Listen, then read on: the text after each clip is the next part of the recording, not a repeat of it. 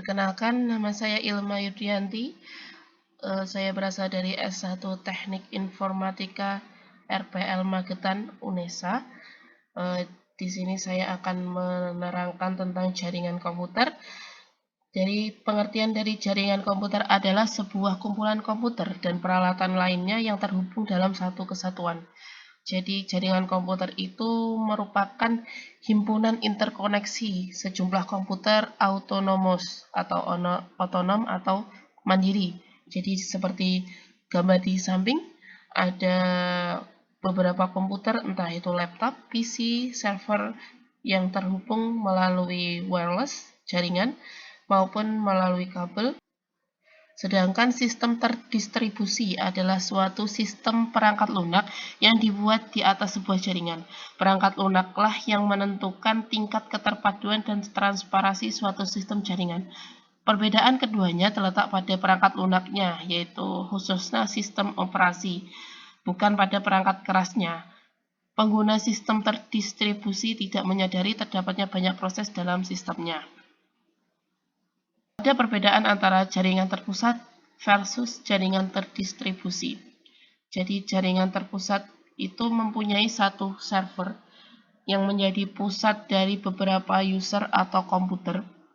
Sedangkan jaringan terdistribusi adalah mempunyai beberapa server, di mana apabila salah satu hubungan dari satu server ini mati, itu bisa mengambil data dari server yang lainnya. Jadi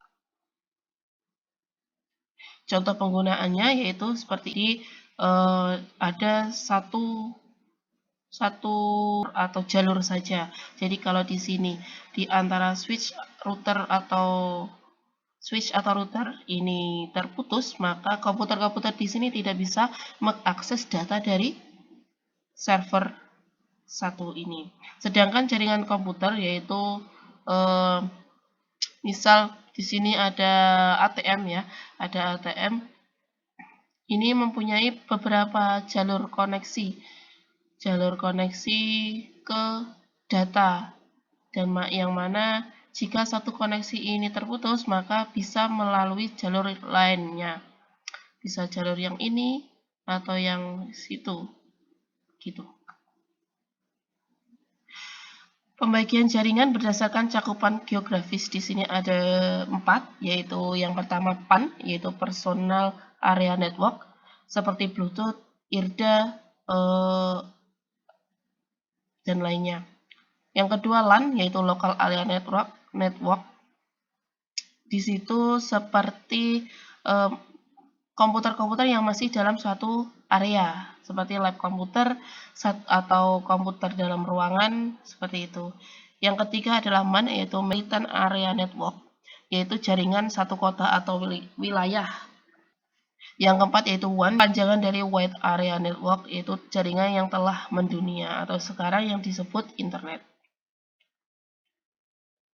Contoh penggunaannya seperti ini. Jadi kalau PAN itu satu komputer terhubung dengan komputer yang lainnya, atau terhubung dengan mouse, dengan handphone, dengan printer, atau dengan headphone, seperti itu. Sedangkan LAN itu sudah menggunakan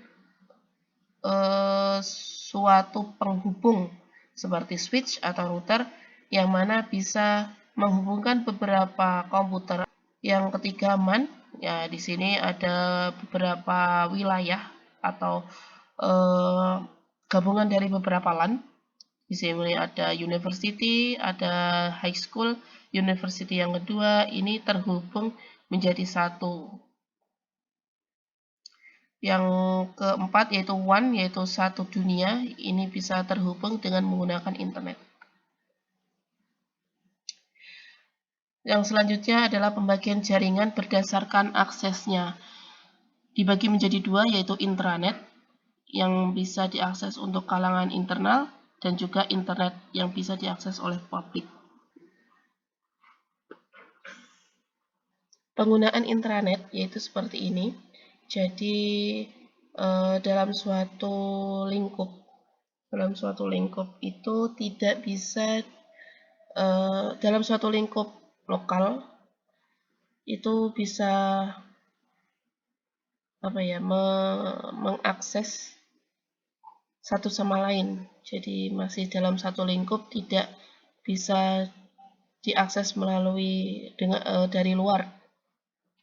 Sedangkan internet kita bisa mengakses data dari luar negeri atau dari mana. Pembagian jaringan berdasarkan cara membangunnya. Itu dibagi menjadi dua, yaitu jaringan ad hoc dan jaringan infrastruktur. Jaringan ad hoc adalah suatu jaringan yang terdiri dari dua atau lebih piranti wireless yang berkomunikasi secara langsung satu sama lain. Sedangkan jaringan infrastruktur adalah jaringan yang menggunakan suatu piranti Wi-Fi yang disebut dengan access point atau AP sebagai suatu bridge antara piranti wireless dan jaringan kabel standar. Gambarnya adalah seperti ini. Jadi kalau infrastruktur ini ada WLAN-nya DS. Sedangkan kalau ad hoc itu seperti ini. Jadi tidak ada WLAN atau langsung, jadi antara komputer dengan komputer. Topologi jaringan. Topologi jaringan dibagi menjadi 6, yaitu topologi bus, topologi star, topologi ring, topologi extended star, topologi hierarki, topologi mesh. Topologi bus itu gambarnya seperti ini. Jadi ada satu alur seperti jalan raya. Kelebihan topologi bus yaitu biaya instalasi yang bisa dibilang murah karena sedikit kabel. Penambahan klien juga mudah. Topologi juga sangat sederhana dan juga mudah diaplikasikan. Kekurangannya adalah jika salah satu putus, maka bisa mengganggu klien yang lain. Yang kedua, proses mengirim dan receiving data kurang efisien karena ada tabrakan data. Yang ketiga, topologi yang sangat jadul dan sulit dikembangkan. Yang kedua adalah topologi star. Gambarnya seperti ini, seperti bintang. Kelebihannya adalah jika salah satu komputer ada masalah, maka tidak akan terpengaruh dengan komputer lain.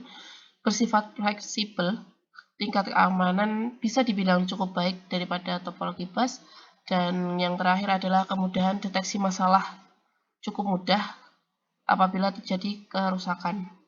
Kekurangan dari topologi star adalah jika switch atau hub-nya rusak, maka semua komputer akan mengalami masalah. Yang kedua, cukup membutuhkan banyak kabel. Dan ketiga adalah jaringan sangat tergantung dengan jaringan pusat, terminal pusat, yaitu switch atau hub-nya.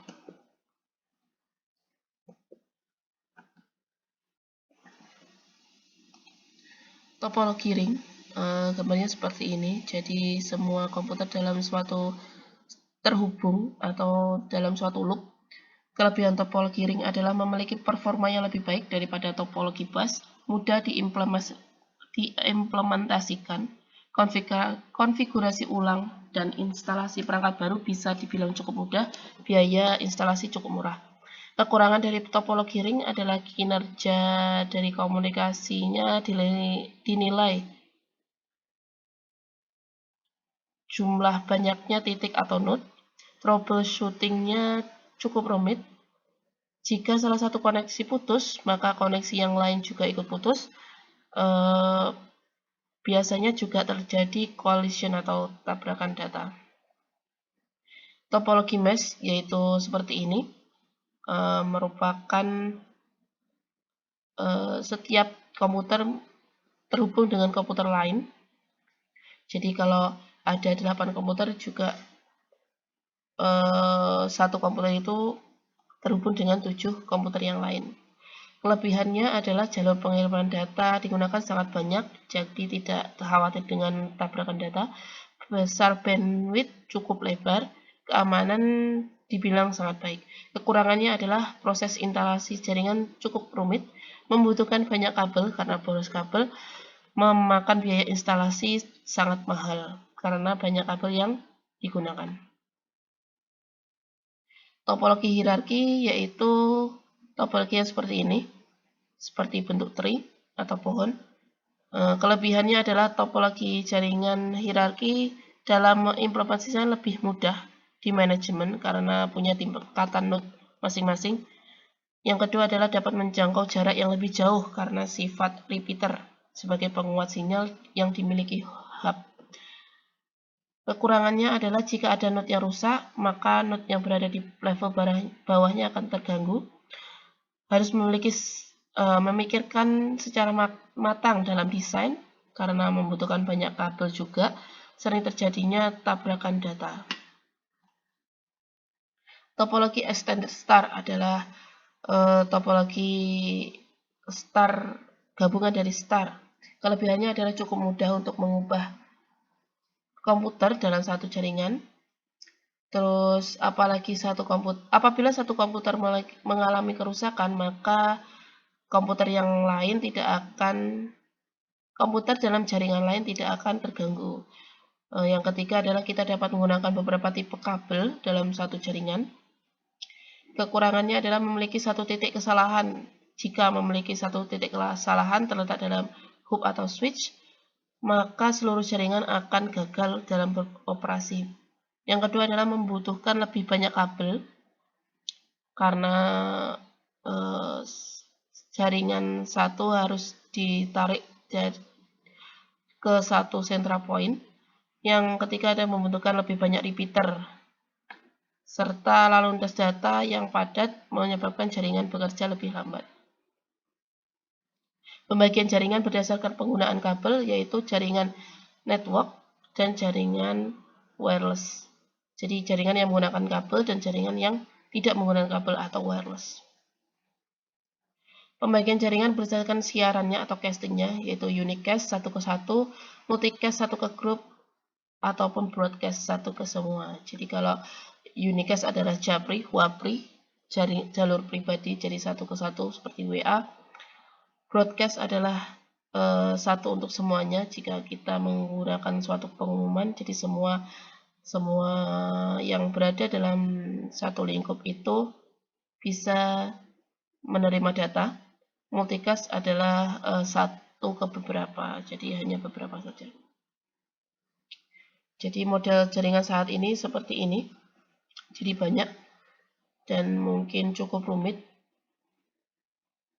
Terima kasih, sekian presentasi dari saya. Wassalamualaikum warahmatullahi wabarakatuh.